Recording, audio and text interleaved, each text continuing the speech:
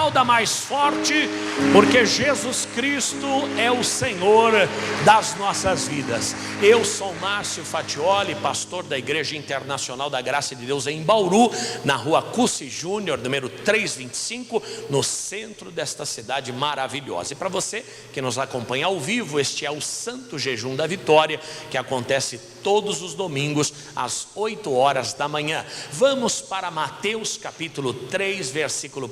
Eu trouxe essa mensagem numa casa na última quinta-feira, preguei sobre isso na sexta-feira, e Deus me abriu o entendimento para que eu pudesse trazer a vocês também esta ministração, porque vai nos ajudar.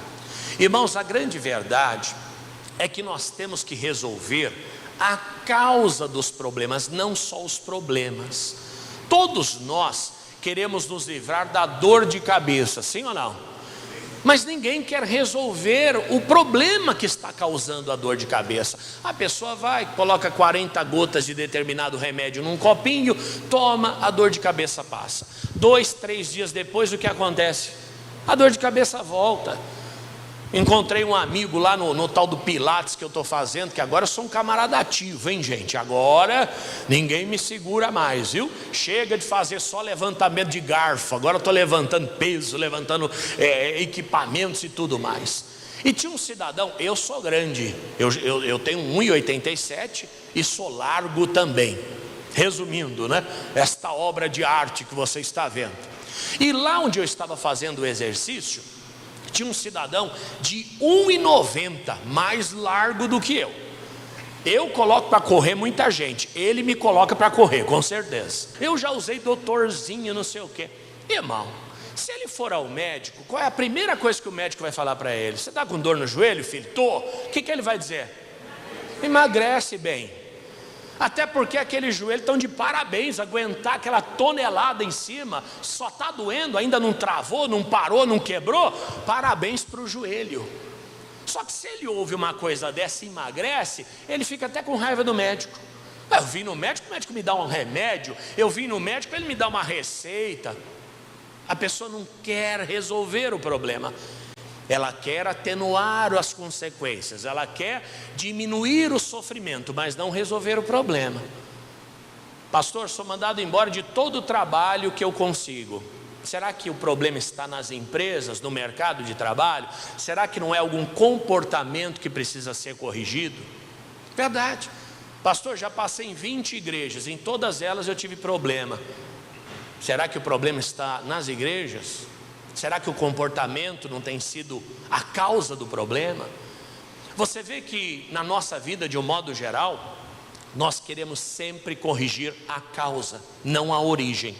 Não à toa diz a Bíblia, e naqueles dias apareceu João Batista pregando no deserto da Judéia e dizendo: arrependei-vos, porque é chegado o reino dos céus.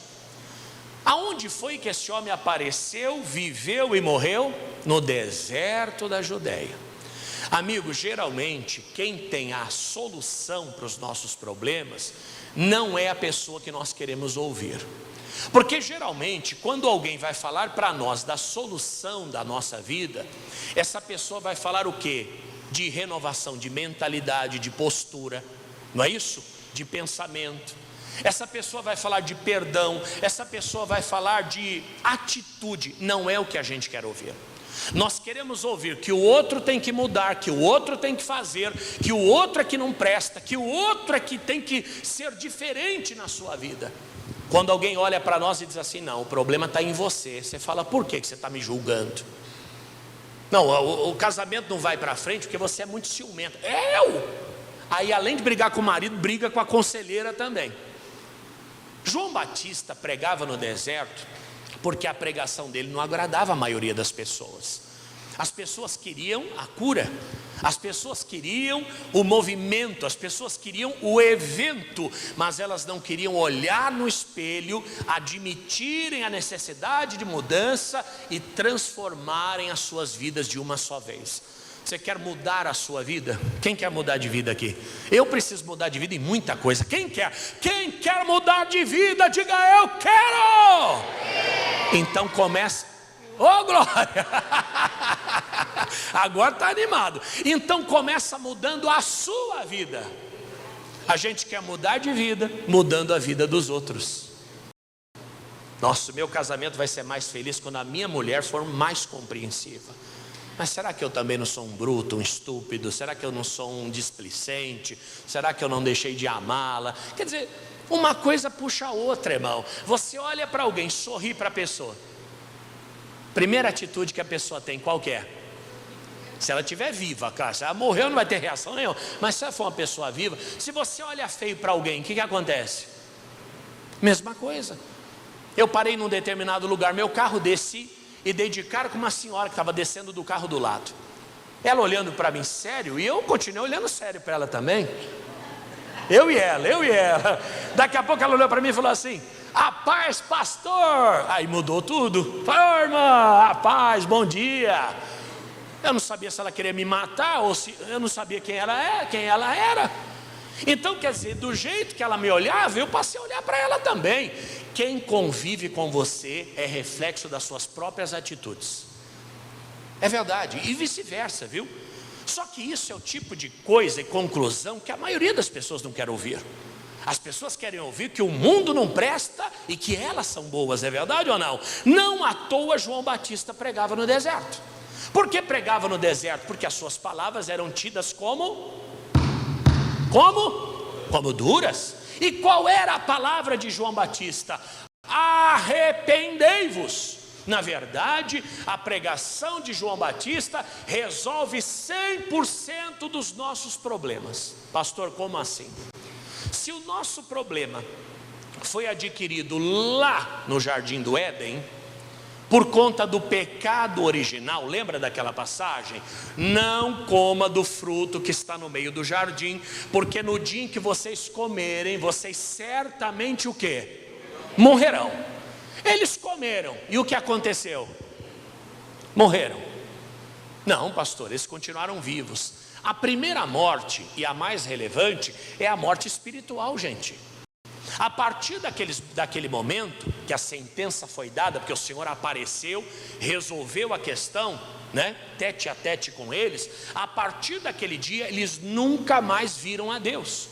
A morte, no sentido literal da Bíblia, é a morte espiritual, porque a morte, vamos dizer, física, ela é totalmente irrelevante para a Bíblia. E eu te explico. A morte espiritual, ela significa a nossa separação eterna do Senhor. A palavra morte no grego é separação. Diga comigo, morte é separação. Então, se eu morro espiritualmente, na prática eu estou separado de Deus para a eternidade. Se eu morro materialmente, corporalmente, eu estou separado de Deus? Claro que não. Eu morro aqui, acordo do outro lado, na vida eterna, na Jerusalém celestial. Diga aleluia.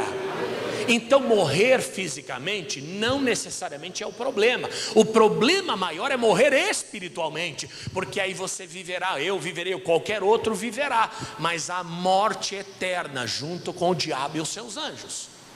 Então a primeira morte que Adão e Eva experimentaram foi a morte espiritual. Daquele dia em diante nunca mais eles viram a Deus e foram separados do Senhor.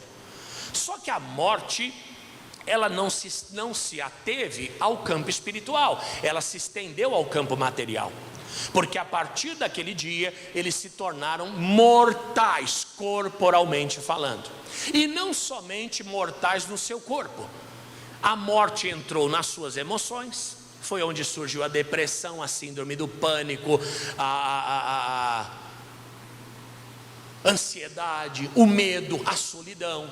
A morte se expandiu para a questão econômica financeira, porque a Bíblia diz: do suor do teu rosto agora você vai passar a comer. Resumindo, eles comiam de tudo que tinha ali, não precisavam de nada, trabalho não existia. A partir daquele momento eles passaram a ter que trabalhar para comer, suar para comer. E alguém fala: pastor, só eu sei o que é isso, trabalhar 12 horas por dia só para pagar contas, só para pagar isso, aquilo outro. O cidadão escreveu: Viva o SUS que é de graça. Eu respondi: de graça nunca foi e nunca será. Alguém paga. Quem paga? Exato. Aí eu coloquei assim para ele: de fato eu nunca paguei. Aí ele me respondeu: quando foi que você pagou para usar o SUS? Eu respondi: de fato eu nunca paguei um boleto para usar o SUS, mas eu pago imposto de renda, ISS, IOF, ITCMD, IPI, IPVA. E tem outros que eu estou esquecendo aqui. Quer dizer, a gente paga um monte de imposto. E você fala: pastor, eu vivo para isso. E é verdade. Você trabalha, quando recebe o olerite, vamos supor que você ganhe 10 mil. 27,5% já é retido para o imposto de renda. R$ 2.700 já ficam a título de imposto de renda, mensalmente. No final do ano, quanto você pagou? R$ 30 mil só de imposto. Dá para fazer um convênio com R$ 30 mil, gente?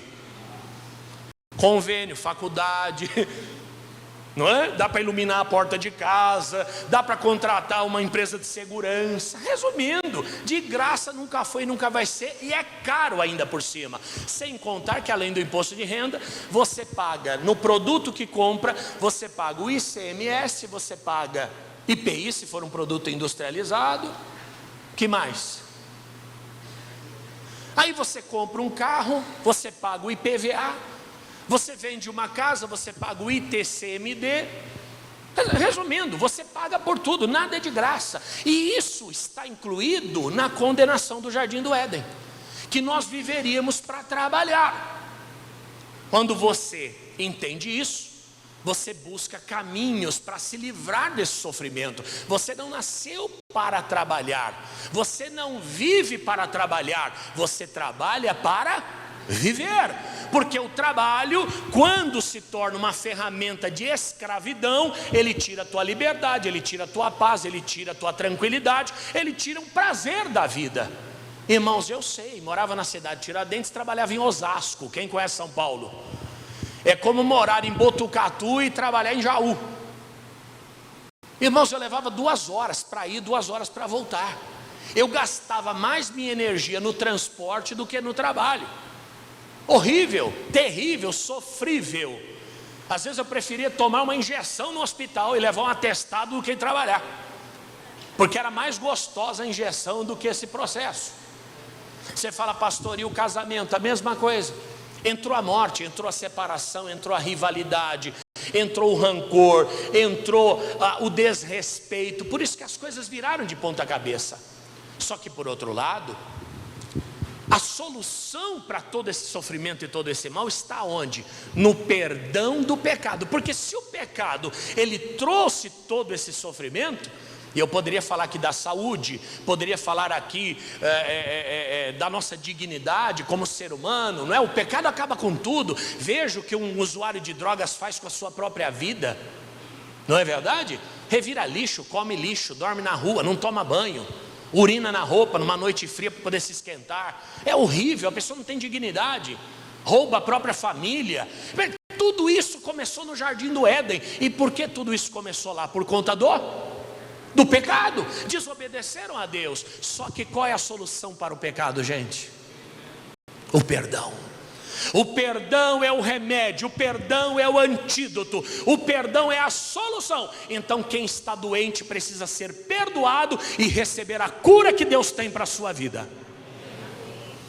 Você fala: pastor, mas João Batista, ele falava de arrependimento, ele não falava de perdão. Exato. Porque o perdão, gente, ele é a conclusão, ele é o resultado. O arrependimento é a causa, é o instrumento, é a ferramenta. A gente fala muito de ser perdoado, é verdade ou não? Mas a gente não fala nada sobre se arrepender. A gente quer ser perdoado, nós queremos ser perdoados, porque o perdão vai trazer a libertação do pecado e a libertação de todo o sofrimento. Todo mundo quer se libertar do mal, do sofrimento. Mas o arrependimento, ele tem que ser assumido como a chave que vai abrir essa porta. Você fala: mas pastor, João Batista foi muito duro. Desnecessariamente. Calma, não julgo o homem de Deus. A Bíblia diz que dos nascidos de mulher, ele era o mais relevante, ele foi o maior deles. Por que dos nascidos de mulher? Porque Jesus não era nascido de mulher de fato. Ele não foi, ele foi gerado por uma mulher, mas ele foi nascido de Deus. Quem está entendendo? João Batista não. João Batista foi obra da conjunção de um homem e de uma mulher, uma conjunção carnal, e ele nasceu. E ele foi o maior dos homens que já passou por essa terra. Jesus não. Jesus veio por obra e graça do Espírito Santo. Diga amém. Ele é diferente de tudo. Mas se você notar, João Batista foi incisivo no arrependimento porque ele não tinha tanto tempo. Ele precisava usar o pouco tempo que tinha para poder falar o que era necessário. E o necessário era o arrependimento. Só que o final da história dele todo mundo conhece, né? Como é que ele morreu, gente? Decapitado, degolado, sua cabeça numa bandeja. Esse é o fim das pessoas que falam a verdade.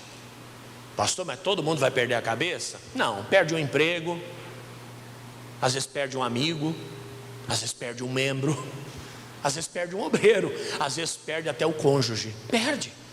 Por que João Batista acabou naquela situação? Porque ele olhou para Herodes e falou o seguinte: olha, você não pode possuir a mulher do seu irmão, você está em adultério. E olha que o rei Herodes, imperador romano, gostava dele. Tanto é que ouvia os seus discursos constantemente. Mas no dia que João Batista olhou nos olhos dele e falou o seguinte: olha, no teu caso, o arrependimento é o seguinte: deixa a mulher do teu irmão, acaba com isso agora. Ah, não deu outra, meu irmão, ó, cabeça cortada. Não adianta cortar a cabeça, a palavra vai perseguir para o resto da vida. Herodes tentou se livrar daquilo, mas não conseguiu. Moisés falou para o povo, para a tribo de Gad e Dan: vocês vão sentir quando o pecado encontrar. O Senhor queria livrar o Herodes desse mal, mas não conseguiu, porque ele preferiu matar o João Batista do que sair do pecado. Pastor, mas João Batista realmente era demais. Não, ele não tinha tempo. Ele tinha que anunciar. Ele nasceu antes de Jesus e morreu antes. Ele tinha que anunciar a vinda do Messias. Ele tinha que pregar o que tinha que ser pregado, o arrependimento. Veio Jesus. Ah, pastor, Jesus foi diferente. Jesus é João Batista adoçado. Jesus é João Batista com mel. Jesus é João Batista polido. Calma, não se precipite. Enquanto João Batista era um resumo do que tinha que ser feito, Jesus meio que deu uma diluída nisso tudo, para poder trazer uma mensagem de amor. É verdade. Mas todo aquele amor e aquela graça que se vê em Cristo tinha um único propósito. Vai lá para frente, Mateus 11:21, vamos à frente. Qual que era o propósito de toda aquela obra que Jesus fez, realizou, e todas aquelas maravilhas que ele pregou? Olha o que ele diz, Mateus, vamos ler a partir do 20, que eu achei bem interessante. Então começou ele a lançar em rosto as cidades onde se operou a maior parte dos seus prodígios, o não se haverem arrependido, dizendo: ai de ti, Corazim, ai de ti, Betsaida, porque se em Tiro e Sidom fossem feitos os prodígios que em vós se fizeram, há muito que se teriam arrependido com pano de saco grosseiro e com cinza. Presta atenção. Aqui Jesus, ele abre o coração. No fundo, a pregação de Jesus era a mesma de João Batista. A diferença é que Jesus pegou o açaí lá do Pará. Tem alguém que é do Pará aqui? Tem? Paraense, tem algum paraense aqui?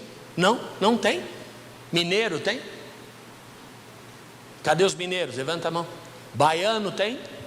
Tem? Paraibano? Goiano? Paranaense? Tem? Tá certo então. E os demais, todos nasceram aqui em São Paulo mesmo? Bauru? Deixa eu ver. É porque vocês estão longe da rodoviária, gente. Então para o nordestino, para o sulista, para a pessoa que nasceu mais distante de São Paulo, chegar até aqui, ela tem que vir até o Tietê e andar mais 3 horas, então não chega. Eles ficam todos em São Paulo, o acesso aqui é mais difícil. E é verdade mesmo, né? É verdade mesmo. Se você for ver em questões práticas, Você quase não tem pessoas de fora por conta da distância. Se você fizer essa mesma pesquisa lá em Prudente, vão ter menos pessoas de fora ainda, porque ainda é mais longe, é verdade ou não? Então os nordestinos, por exemplo, construíram São Paulo, já vieram do Nordeste, já ficaram por lá mesmo. Se você fizer essa mesma pergunta em São Paulo, metade é nordestino da igreja, é verdade. Suzano, metade da igreja era do povo nordestino, que eu amo e já falei, quando me aposentar, vou morar na Bahia, em nome do Senhor, já está determinado. E comer acarajé, eu gosto. Acarajé da macumba, pastor, só se for o seu. O meu é de Jesus, está abençoado e consagrado. Então você sabe que o açaí do Pará, ele é um líquido com gosto de pau. Eu já comi. Eles pegam aquela frutinha da árvore, né? Esqueci o nome lá, açaizeiro, alguém falou aí? É açaizeiro mesmo? Então pega lá a frutinha do açaizeiro, mas tem uma palma lá, tipo um palmito, né? É uma palmeira, vamos pôr. E eles batem aquilo no liquidificador, peneira e bebem, faz aquela calda, não tem açúcar, não tem nada. O nosso açaí, irmãos, ele é misturado. O nosso açaí docinho, ele tem xarope de glucose. Então você que come aquilo, fala, isso aqui é bom para dieta, você está comendo açúcar. O açaí original, o puro, ele tem gosto de pau, tem gosto de árvore. O nosso já é um pouquinho mais adoçado. E aí tem gente que coloca o quê? Leite em pó, granola. Cadê os fãs de açaí? Leite em pó, granola, que mais? Paçoca, confete, chocolate, óleo diesel, tem gente que põe pepino. Aí fica gostosinho, a pessoa come que ela nem percebe. Irmãos, a pregação de Jesus e a de João Batista foi a mesma coisa. Os dois eram açaí. Só que a pregação de João Batista era o açaí sem mistura, sem caridade. Arrependei-vos, ponto final. O João Batista arrumou tanta briga por conta disso. Jesus fez ao contrário. Jesus curava alguém e depois da cura ele dizia, não peque mais, para que não te aconteça coisa pior. Jesus olhou para aquela mulher adúltera e falou, ninguém te apedrejou, eu também não te apedrejo, mas toma vergonha na cara, tá, fia? Toma juízo, hein? Quer dizer, Jesus era esse açaí com condimentos. Só que no fundo a missão era a mesma. Tanto é que ele curou muita gente, ressuscitou mortos, fez o que ninguém nunca fez. Só que quando as pessoas não se arrependeram, vendo os milagres, ele voltou para a pregação de João Batista. Olha o que ele disse, volta lá para o 21 no começo. Ai de ti, Corazim e Betsaida. Por que Corazim e Betsaida? Porque ficavam às margens do mar da Galileia, e foi aonde Jesus fez a maioria dos milagres. A maioria foi feita ali. Andou sobre as águas, multiplicou pão, aquela mulher encurvada, tudo ali naquela região. E ele disse, se em Tiro e Sidom fossem feitos os prodígios que em vós se fizer, para aqui, o que era Tiro e Sidom? Tiro e Sidom ficava do outro lado, só que era território estrangeiro. Já era no Líbano, atual Líbano. Então Jesus fez uma comparação, falou, olha gente, vocês daqui viram coisas extraordinárias. Se isso fosse do outro lado, lá na terra dos estrangeiros, sabe o que teria acontecido? Continue. Há muito que teriam se arrependido com pano de saco grosseiro e com cinza. Na verdade, qual era a intenção de Jesus ao curar as pessoas? Era levá-las ao quê? Ao arrependimento, irmãos. Então você nota que João Batista pregava a necessidade do arrependimento, para quê? Para tirar as pessoas do sofrimento desta vida e o sofrimento eterno. E Jesus pregava o quê? A mesma coisa, só que Jesus fazia um milagre antes, Jesus aconselhava, Jesus comia na casa das pessoas. João Batista não, João Batista vivia sempre distante. Resumindo, gente, tanto Jesus quanto João Batista tinham um único foco, levar as pessoas ao arrependimento. Por quê? Porque o arrependimento é a solução de todo sofrimento. pastor, eu quero mandar a doença embora na sexta-feira da libertação. Satanás, vai embora, sai da minha vida, sai da minha casa, em nome de Jesus. Tudo isso é válido, eu creio na libertação. Só que tem um porém. A expulsão de demônios é aquela última faxina que se faz na vida da pessoa. Se ela não houver passado pelo arrependimento, todo aquele procedimento de libertação, já viram? Hein? Não tem libertação? Ultimamente as pessoas de fora não têm mais interesse, parece, em libertação. Até porque hoje as coisas mudaram. Antigamente as pessoas tinham medo da macumba. Você fazia o anúncio na rádio: você que está macumbado, enfeitiçado, você vai receber a oração forte da libertação.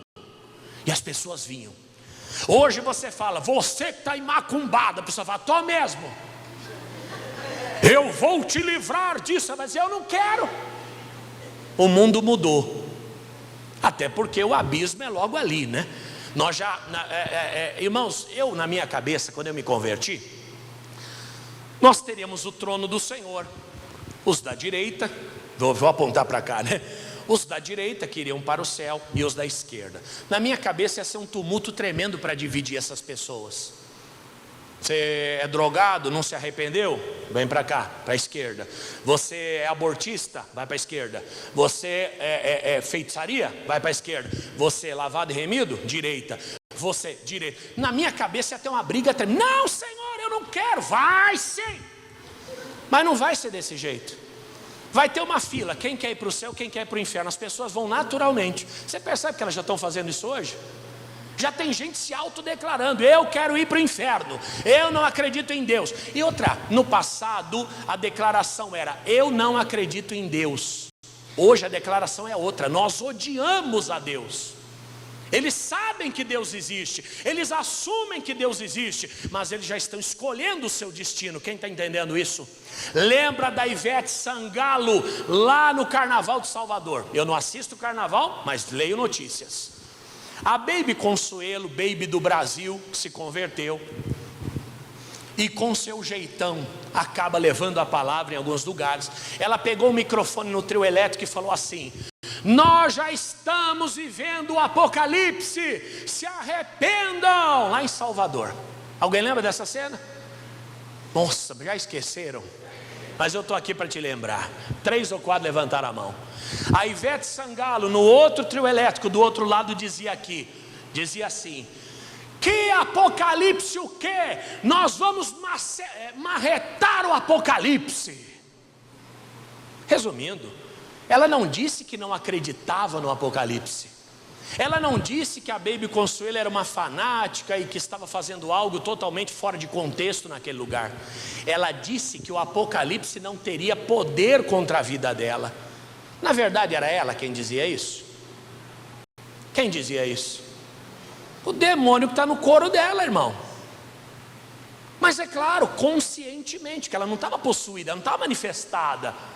É uma pessoa que já escolheu de que lado está. Então o juízo, irmão, vai ser muito suave. Verdade. O autor, por exemplo, numa audiência você já tem autor de um lado, réu do outro. Cada um já sabe onde senta. No juízo final, cada um já vai saber onde vai sentar. Quem acredita em Deus e recebeu Jesus como Salvador, direita. Quem é contra Deus e contra Cristo, esquerda. Automaticamente as pessoas já vão tomar os seus assentos. Não pensa você que vai ser aquela choradeira. Choradeira vai ser depois, quando o martelo bater. Pá! A Bíblia diz que haverá choro e ranger de dentes. O arrependimento é a solução. Mas para que haja o arrependimento? Primeiro passo, porque falamos da necessidade do arrependimento, sim ou não? Mas como eu chego lá, pastor? João Batista pregou, Jesus também pregou, e eu preciso saber como é que eu chego ao arrependimento. Vamos para o livro de Gênesis 4, 9 a 10, rapidamente. Como eu chego ao arrependimento? É um processo, porque o arrependimento é uma consequência que traz o perdão como solução. Já entendemos isso, né? Eu não sei se você notou, mas você está numa escola bíblica. Isso aqui não é uma pregação motivacional. Isso aqui eu estou ensinando a você as doutrinas do reino de Deus. E eu fico muito feliz, porque eu tenho você para ouvir. João Batista, acho que ficava muito feliz quando ele conseguia salvar alguém, porque a coisa não era fácil na época dele, na nossa época mais difícil ainda, é verdade ou não?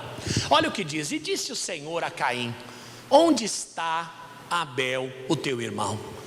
E ele disse: não sei, sou eu guardador do meu irmão? Gente, por favor, o que ele havia acabado de fazer? Matado o irmão. Coloque-se no lugar dele. Lembrando que isso aqui era inédito, tá? Ninguém nunca tinha morrido nem matado. Foi a primeira vez na história.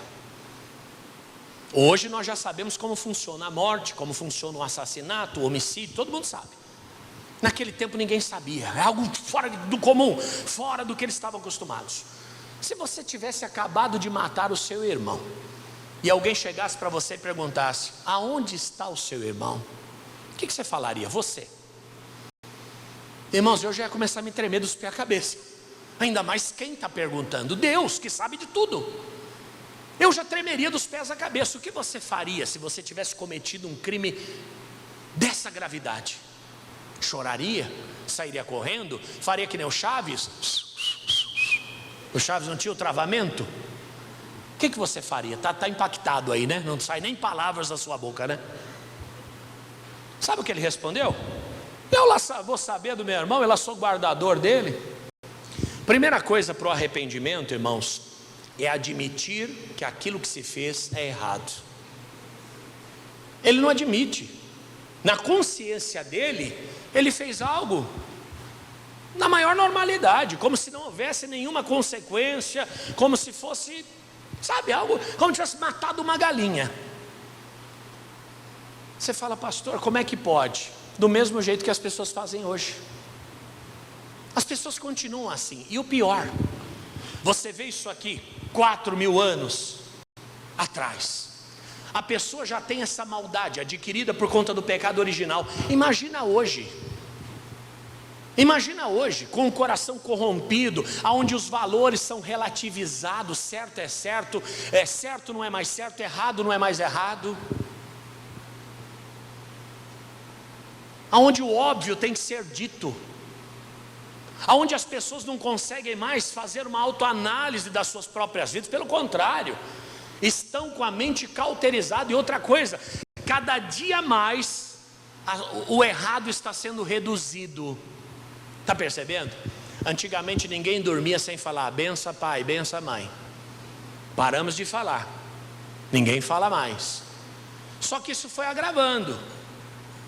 Hoje xinga pai, xinga mãe, usa palavrão até para ofender os pais. Estão extorquindo pai e mãe, obrigando pai e mãe a fazer empréstimo, dar dinheiro, comprar moto financiada no nome. Resumindo, irmão, o mundo virou um inferno.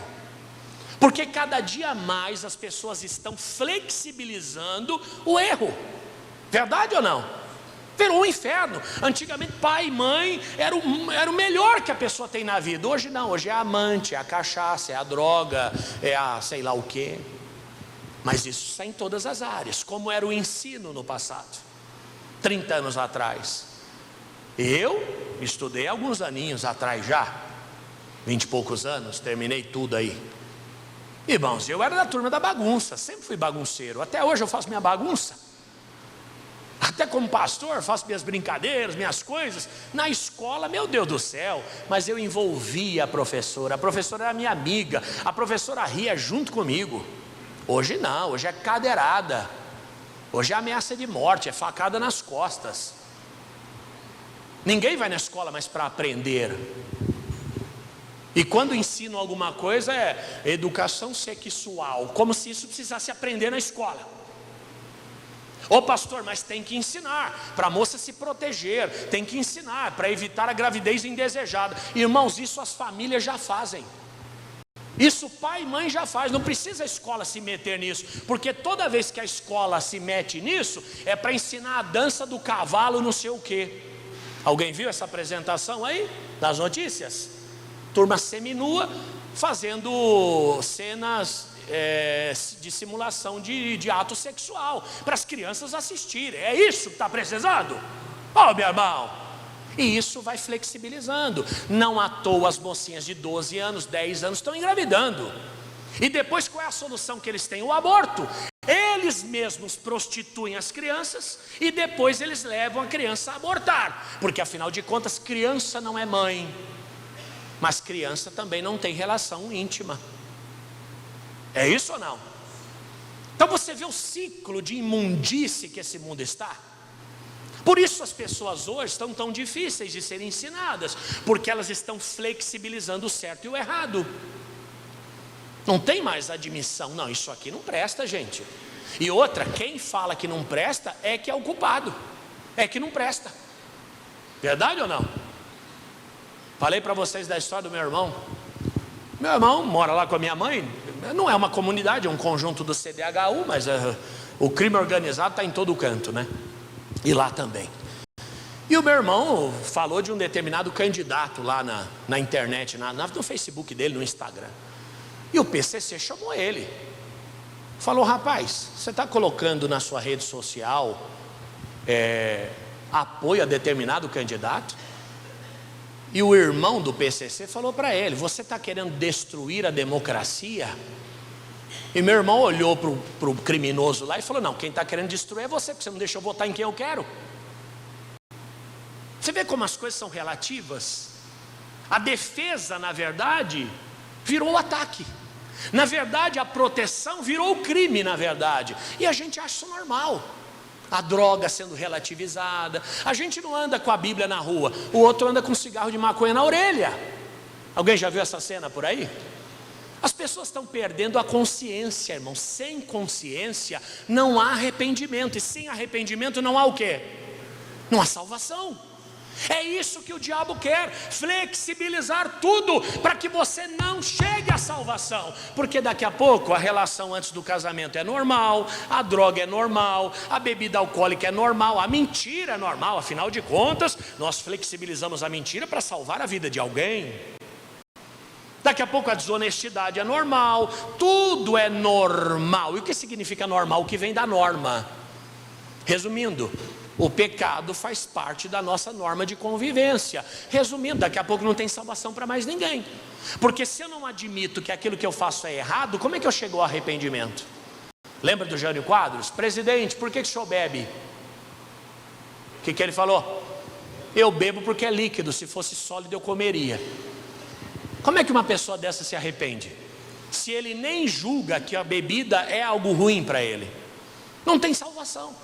Eu lembro do meu avô, da minha avó. Meu bisavô morreu com enfisema pulmonar. É enfisema que fala, né? Efizema, obrigado. Tem gente que fala equizema, cada um fala um negócio, mas deve ser efizema mesmo. Mas depois que eu ouvi falar de nervo asiático, irmão, tudo é possível que crê. Ô pastor, estou com uma dor no nervo asiático. E a outra cantando: remove a minha perna. Não, para mim chega. Remove a minha perna. O meu bisavô morreu de efizema pulmonar por conta do cigarro. A minha avó visitava o túmulo dele. E sabe o que ela fazia? Porque ele gostava de fumar. Minha avó pegava o cigarro e enfiava no túmulo. Gente, foi aquilo que matou ele. E minha avó, também fumante, morreu com 47 anos de idade, por conta de AVC. Todo mundo sabe que o cigarro é uma das causas do AVC. E o que a minha família fazia no túmulo da minha avó? Ia lá e colocava o cigarro também. Essas pessoas têm salvação nesse estado? Elas não entendem que aquilo é errado. Elas não entendem. E tanta coisa, irmãos, está acontecendo hoje que nós achávamos um absurdo no passado, e hoje a gente acha a coisa mais normal. Silvio Santos levava os travestis no programa dele. A gente achava esquisito, mas eram travestis. Hoje o travesti é diretor da comissão de mulheres e manda as mulheres calar a boca. Cala a boca! Mas essa comissão seria para defender as mulheres. Está mandando a mulher calar a boca. E daqui a pouco me mete um soco na cara, porque o homem é assim, por natureza. Por isso que responde processo, vai preso, tem um rolo tremendo. Quer dizer, o mundo está louco, irmão. As coisas estão fora do normal. Estão fora do normal. Trabalhar era o mérito, trabalhar era o bonito. Puxa, quando eu consegui meu primeiro emprego na drogaria São Paulo, cheguei em casa, irmãos, eu desci a rua desse jeito, ó. Foi assim que eu cheguei em casa. O que aconteceu? Consegui meu emprego. Sério? Aonde? Na drogaria São Paulo. Meus amigos, puxa, como é que faz para conseguir lá? Falei, eu vi no jornal, fui e deu certo. Hoje, irmão, o que é bonito? Colocar uma bolsinha aqui de canto, comprar um chinelinho de R$200. É isso ou não? Ficar numa esquina. Ó o estilo. Olha um tapa na cara, irmão. Se é meu filho, mas sai dali que o chinelo vai voar do outro lado da rua, irmão. Mas é o bonito. Quer dizer, uma geração que não tem mais consciência do certo e do errado, do bonito, do feio, do justo, do injusto, só vive. Primeiro passo é admitir o erro. Mas e o dizimista também, que não dá dízimo e acha que é normal? O crente, né? Não o dizimista, né? E a pessoa que não batiza também, não, eu estou esperando Deus chamar. Se Deus chamar, vai ser tarde, filho. Nessa de Deus chamar, Ele te chama.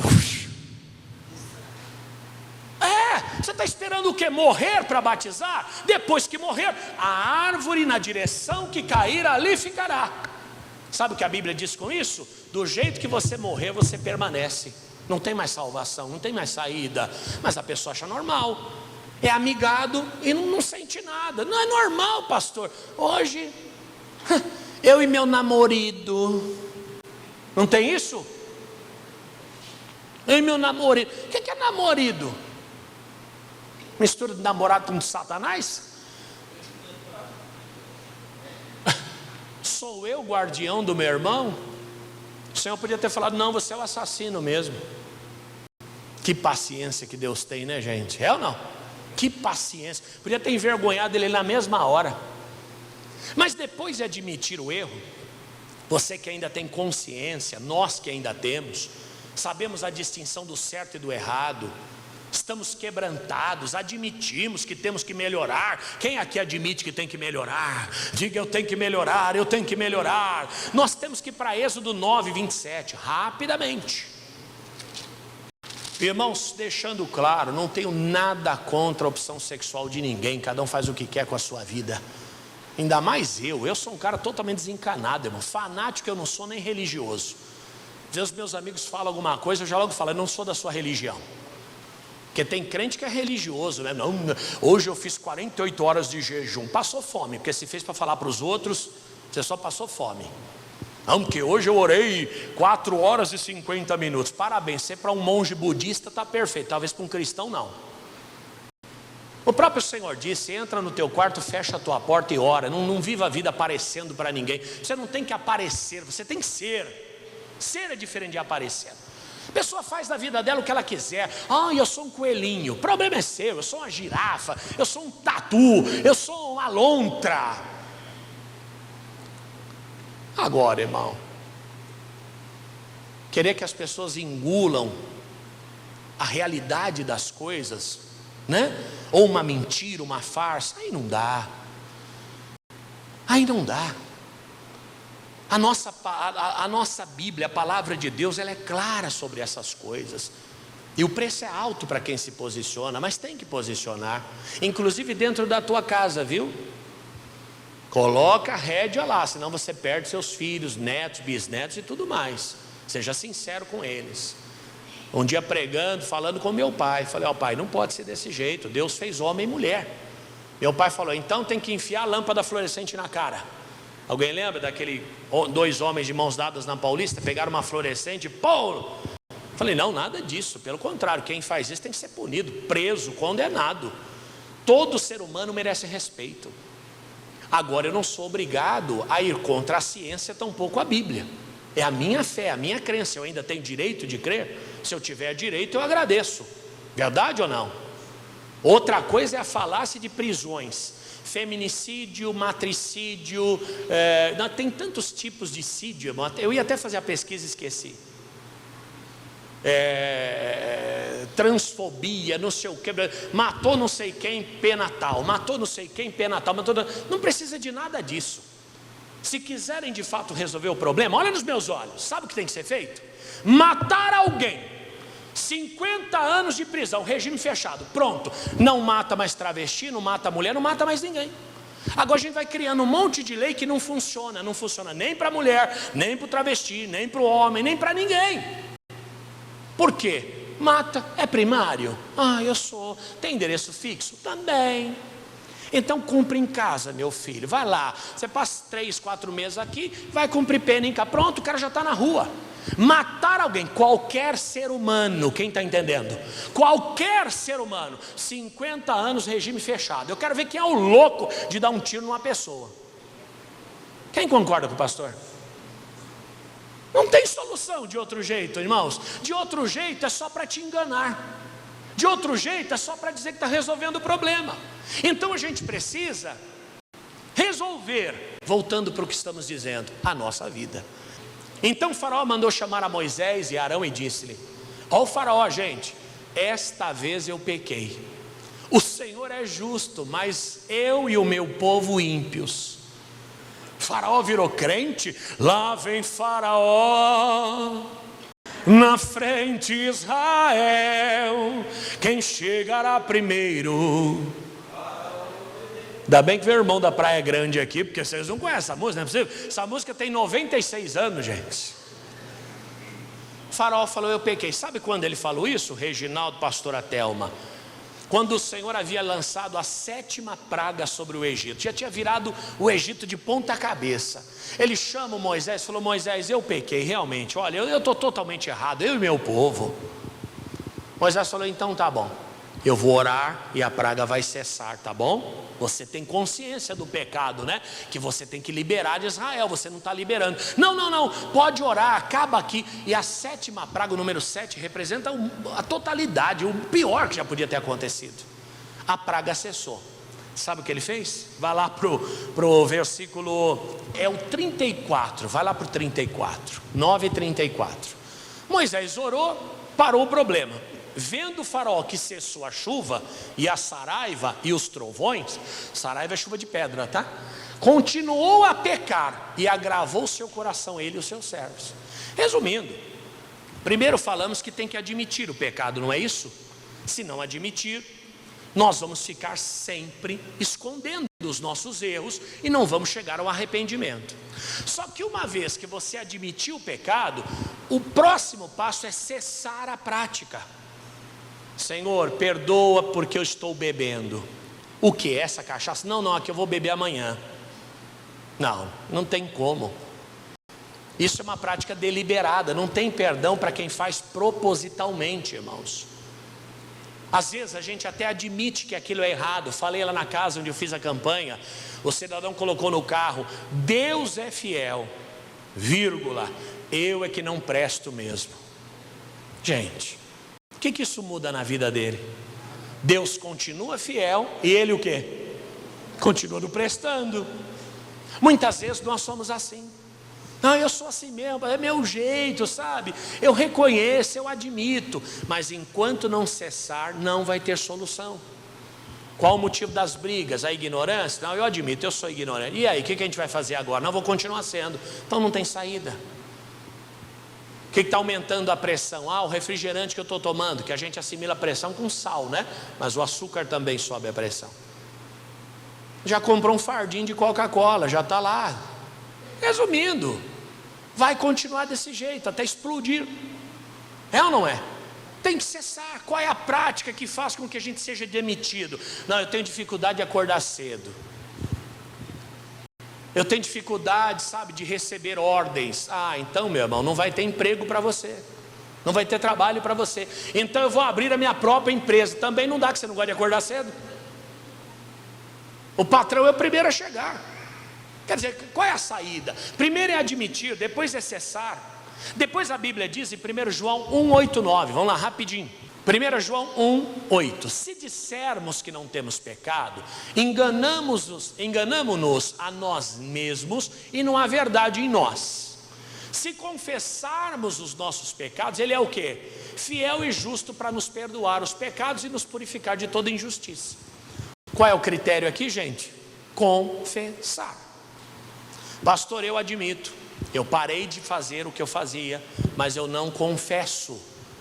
Confessar para quem? Se você pecou contra Deus, a confissão tem que ser ao Senhor. Se pecou contra o homem, a confissão tem que ser ao homem. Eu defraudei, amigo, olha, eu fiz o que não devia, está aqui. Me perdoa, vou te pagar como puder, mas vou pagar. Olha, eu te traí, eu enganei, eu menti, eu trapaceei. Geralmente não é isso. A pessoa tem coragem de fazer o mal, mas ela não tem coragem de confessar o mal que fez. Tudo tem que estar calculado, irmãos. Por que que o empreendedor, ele tem direito ao lucro? O camarada ganha 2 milhões por mês e eu ganho 1.650. É justo isso? Sabe por quê? Porque ele correu o risco do empreendimento. Por que que ele ganha 1 milhão por mês? Porque ele investiu, porque ele acreditou, porque ele trabalhou e ele se sujeitou até uma possibilidade de falência e miséria. Verdade ou não? E o trabalhador, qual o risco que ele correu? Não, ele vende as horas trabalhadas, ele não corre risco nenhum. Você vê, eu fui um dia no Sans Club aqui. Eu não sei porque fiz aquele cartãozinho lá, 10 de R$8. Não devia ter feito não. Tudo caro ali dentro, não tem nada barato. Eu paguei para ser enganado, desculpe. Entrei, a Lívia viu uma air fryer. Aí estava o preço, R$499. Eu tenho direito a um bônus de R$100 por conta da adesão que eu fiz. E daria para fazer em 10 parcelas de R$39,90. Mas o preço estava na intermediária. Eu não sabia se estava falando da de cima ou da de baixo. Se fosse a de baixo eu compraria na hora, porque era grandona, boa, moderna. A de cima talvez não. Aí tinha uma moça no computador, um balcãozinho, ela no computador. E eu olhando para a Airfry falando para a Lívia, será que é essa ou essa? Porque se for essa a gente leva, Lívia. Isso aqui é boa. Dá para fazer 46 ovos de uma vez só. Dá para fazer 4 frangos, 3 para mim, 1 para você. E a moça só no computador que nem olhava para o lado. Aí eu olhava para ela, falei, meu Deus, qual será que é? Puxa, olhava para ela de novo, mas ela não desviava o olhar. Irmão, quando tem alguém olhando para você, automaticamente o seu olho é atraído para essa pessoa. Não precisa nem chamar. Você está dirigindo, tem alguém na rua te olhando, você olha para a pessoa e vice-versa, é verdade ou não? É ou não é? Ela não me viu ali? Ela não percebeu? Sim, percebeu, então sim, está certo. O que ela não teve foi vontade de me atender. O mercado vazio, os caixas parados esperando alguém comprar alguma coisa. E eu ali, a presa, o coelho ali, só esperando o gavião. Irmãos, ela não teve coragem de levantar e falar, senhor, o senhor está com alguma dúvida? O senhor quer que eu consulte o preço? Porque olha, uma excelente oportunidade, isso aqui é uma aquisição muito boa que o senhor vai fazer e tal. Não, sabe por quê? Porque ela não assumiu o risco do empreendimento. Se aquilo falir, o que ela perde? Nada, porque os 1.500 dela já estão garantidos. Aí a pessoa reclama que o empresário ganha 1 milhão, ela ganha 1.600. Aquela ali ganha 1.600 é muito. Porque além de não fazer parte do risco do negócio, se falir, ela sai com a indenização dela feliz e contente, bela e faceira, ela ainda não faz nem o serviço dela. Agora imagina, eu sou um empresário, eu vou lá, vejo aquela moça dedicada, falo, moça, é de um profissional assim que eu estou precisando. Não, eu ganho 2.500 aqui. Não, eu te pago 4. Você vem trabalhar comigo? Agora uma pessoa daquela, quem quer contratar? Deus me livre, irmãos. Então muitas vezes a gente tem, se eu pequei contra Deus é contra Deus, se eu pequei contra os homens é contra os homens. E tem que ser honesto, tem que ser verdadeiro. Hoje a gente vê, troca-se de marido como troca de roupa. E não tem confissão não, olha, eu quero confessar, desculpa, não. O argumento é prova. Prova o que você está falando, é ou não é? Troca de igreja como troca de roupa. Ô irmãozinho, até contei aqui na sexta-feira, antigamente, um exemplo, irmão, o que você fez não é bom, você está de disciplina, você vai passar 6 meses aqui na cadeira. Quem é do tempo antigo da igreja? 30, 40 anos atrás. Por que as pessoas não iam embora da igreja no período da disciplina? Porque para elas irem embora, elas tinham que chegar com uma carta na outra igreja. E se ela chegasse sem carta, ela não era admitida nem como membro. Ela ia ser visitante para sempre, membro não. Para ser membro tinha que levar a carta de referência. Batista, Assembleia de Deus, Presbiteriana, Metodista, todas as igrejas eram assim. Não sei como são hoje, mas eram. Irmãos, a pessoa não ia embora, porque ela ia ficar na penumbra. A excomunhão da igreja católica. No passado a cidade era murada, a pessoa morava dentro da cidade. Os portões da cidade abriam de manhã, a pessoa vivia, plantava, colhia, negociava, trabalhava, caçava, pescava. Quando dava 18 horas, quem estava dentro ficava, quem estava fora ficava também, o portão fechava. Você tinha um problema com o padre, você tinha que se submeter, porque senão você era excomungado, você ficava fora da cidade, você morria de fome, de frio, sequestrado, acontecia de tudo lá fora. Então a pessoa tinha que se submeter, porque se ela fosse excomungada, a vida dela acabava. Essa realidade mudou, é verdade ou não? O padre fala para a pessoa: olha, a partir de hoje você está excomungado, você não toma mais a hóstia, você não participa mais dos trabalhos. O que a pessoa faz para o padre? Ah, é? Eu vou embora. Hoje não tem mais a cidade murada, hoje a igreja não interfere em nada na nossa vida. Só que isso não é só lá, aqui também. Irmãozinho, 6 meses na oração. Quê? O irmão não vem nem no próximo culto, no outro culto ele já está tocando, já está cantando, já está pregando, lá na igreja não sei aonde, porque ninguém quer saber de onde vem, nem para onde vai, nem quem é, nem porquê, nem o que. É só ir. Por isso que hoje, na mente das pessoas, não há necessidade de confissão, porque eu não devo nada a ninguém. É isso ou não?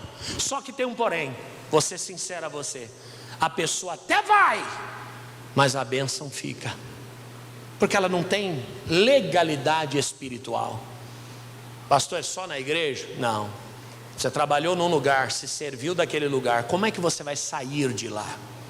Você tem que sair tão bem quanto entrou. Verdade.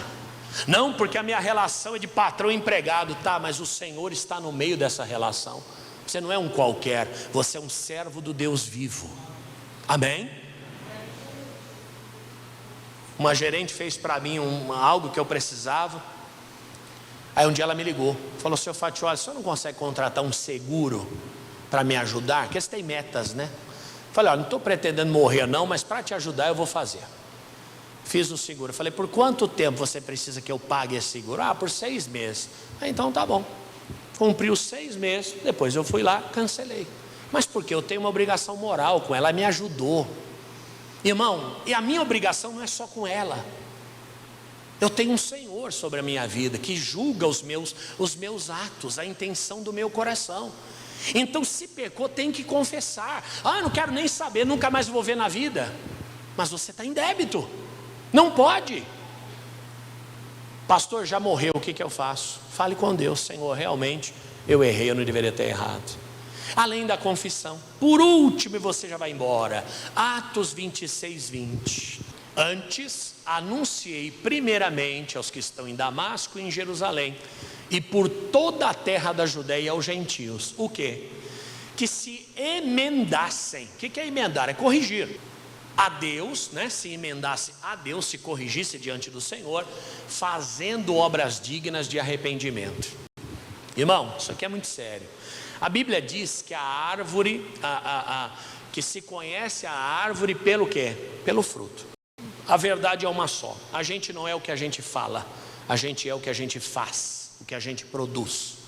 Então a pessoa diz: pastor, graças a Deus me libertei, vive dentro do bar, vai cair de novo. Pastor, eu tive um caso, você não acredita, tem coisa que nem a gente acredita, imagina quem ouve. A irmã se converteu, veio do espiritismo, macumbaria, virou obreira. Um dia essa mulher não está saindo de dentro do centro, obreira. Chamei ela, falei: irmã, por favor, desculpa, eu não estou cuidando da sua vida, não é minha função, mas a senhora está frequentando o centro espírita? Ela falou: pastor, só fui lá dar um abraço na mãe. Está apresentando frutos dignos de arrependimento? Ela nunca mais tinha que pisar naquele lugar. Agora o pastor, a mãe de santo pediu para eu trazer ela aqui. Aí sim, me avisa primeiro, para fugir da aparência do mal, e vamos trabalhar aquela alma. É verdade ou não? é da jogatina. Pastor, me libertei do baralho, agora está no tigrinho. Crente não joga essas coisas não, viu? E se você joga, desculpe, mas você deve ter algum distúrbio. Irmão, isso é programado para perder. Ninguém ganha. Pastor, mas eles dão R$100, eles dão 100, tira 200, que aí você cadastra seu cartão de crédito lá, acabou sua vida, irmão. Não tem outro jeito de ganhar dinheiro senão trabalhando. Se jogo desse dinheiro, ninguém seria banqueiro, todo mundo queria ser jogador, irmão. Não entra nisso. Agora é claro, João Batista pregou o arrependimento, Jesus também. Por quê? Porque o arrependimento é a solução de tudo.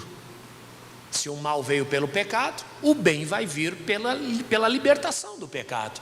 E a libertação vem pelo arrependimento. O arrependimento é resultado de quê? De admissão. Senhor, realmente isso não é certo. Senhor, isso é errado. Deixa as paixões de lado, minha irmã. Seja sóbrio. Deixa, meu irmão, toda ladainha do mundo de lado. Esse mundo está condenado ao inferno. Essa é a verdade. Essa é a verdade. Deixe isso, admita. Depois de admitir, pare de pecar.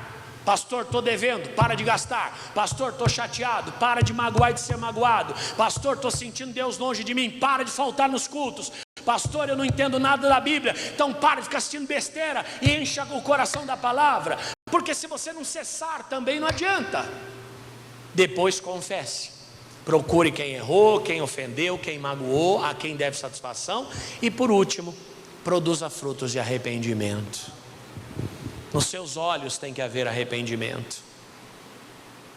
No seu comportamento, na sua postura. Eu lembro de um pastor uma vez, ele errou. Chamei para conversá-lo. Parou na frente da minha mesa. Pois não. Esse cara está arrependido? Ele quer briga, irmão. Quer problema.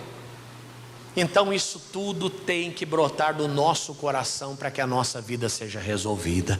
Diga obrigado, Senhor, e vamos aplaudir o nome de Jesus. Em o nome de Jesus, em o nome de Jesus, você triunfará.